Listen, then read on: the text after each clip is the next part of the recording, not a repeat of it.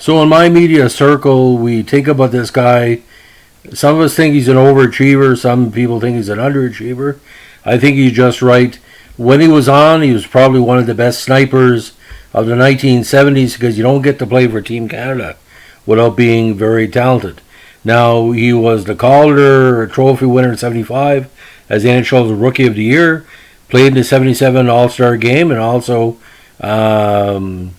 was the Team Canada bad boy at the 1977 World Ice Hockey Championships. You know, the famous incident during the prelim that caused him to be suspended for the rest of the tournament.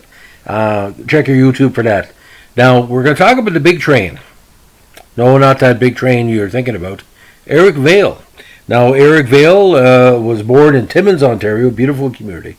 6'1", 120, a very strong player in all facets of his game. Now, when he was traded to Detroit, Vale was at that point the Flames franchise leader in goals. He broke into Providence with the Sarnia Legionnaires of the WOJHL in 1970. But with the classic Niagara Falls Flyers, he ended up being one of the OHA's most consistent players for the next 4 seasons. He played with Sault Ste. Marie in 73 and Sudbury again in 73. That last season, he had 48 goals in 53 games, 105 points, as well as 57 assists. Now, after the 73 season concluded, Atlanta was very high on him. He scored a 21st overall draft pick, and the Nordiques in a flyer took him 29 overall. I don't think Mr. Vale would have even considered Quebec, but he took a chance because he felt he might be convinced to come over after some time in the NHL system. Now, his first season, he split time with Omaha for seasoning. He played 23 games in 74, which still left him eligible for rookie honors in 75. And boy, 75 did he open out, ladies and gentlemen. 39 goals in 72 games, 60 total points. One of the best point totals in rookie history. Now, he was the first Flame to ever win Rookie of the Year. Now, injuries was his big problem. By the 76 season, nagging injuries held him back. He only scored 16 goals. However, he rebounded next year when the injury bug was cleaned up. He had 71 points, including 32 goals, and he also played in the All-Star game, where he impressed a lot of people with his transitional play.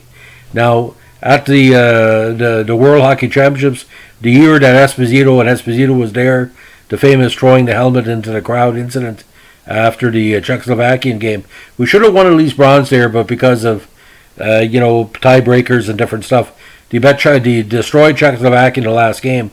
But unfortunately, because of previous losses and the tiebreakers with Sweden and Russia, we didn't medal. But it brought us back to prominence, and Eric played a big part in Team Canada history.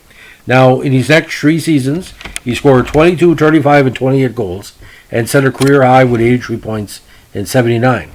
Now, in 79-80, Vale passed Tom Blasiak as Atlanta's all-time leading goal scorer.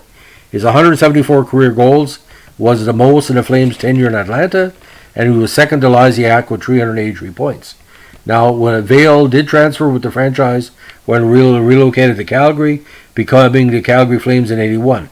In his first season in Calgary, again put up some good totals, 28 goals and 64 assists in 64 games in his inaugural campaign in the big city.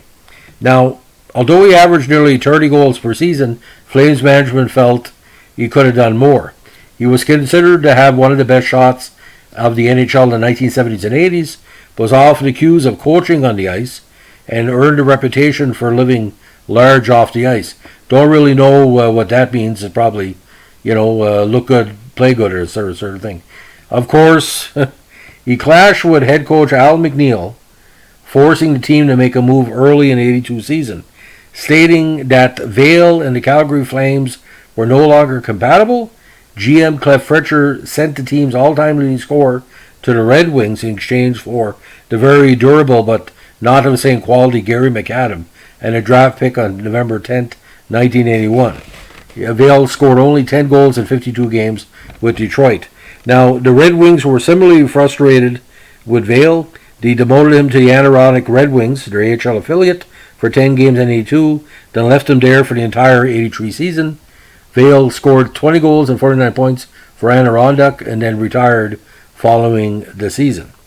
Now, Vale returned to Atlanta following his career, ultimately settling in Lawrenceville, Georgia, where he managed a nightclub. Now, when an NHL returned to Atlanta in 99, Vale joined the Thrashers organization in a community relations capacity and served as an in-arena analyst for the team's radio broadcast. He would always have a great speaking voice. But if you can find a tape of CTV, I think it's a game of Czechoslovakia, where he's like a between period guest. He could have had a career in broadcasting. He was a very presentable guy, very intelligent, and he was always, in my view, not say overlooked, but not say overrated, but underappreciated. Because when you score as many goals as he did in a place like Atlanta, where they weren't making it past the first round, this is not like the Atlanta Flames when he got there. Had a good run in '74, played the Flyers in the quarterfinals. I'm going to play that to death. But from then on, they were just getting knocked out. They only really had a consistent playoff run when he moved to Calgary. And I think the move helped him, but, if a coach doesn't like you, he doesn't like you, and you got to go. Anyway, 77 again, Team Canada. One of the most interesting franchises in World Championship history for Canada. Will Paymont, Esposito, Ron Ellis. A lot of, Wayne Merrick. A little bit good, a little bit old. But I still see Esposito throwing the helmet in the crowd. And I don't think anybody went to pick it up, ladies and gentlemen. So if you find Phil Esposito's helmet, 43 years later, please let me know. We can do maybe a podcast how the helmet never really came home. So that's the legend of Eric Vale. Please give me a like, comment, or subscribe. And as we like to say up North Shore way, keep your stick in the ice. Have a good day. Bye.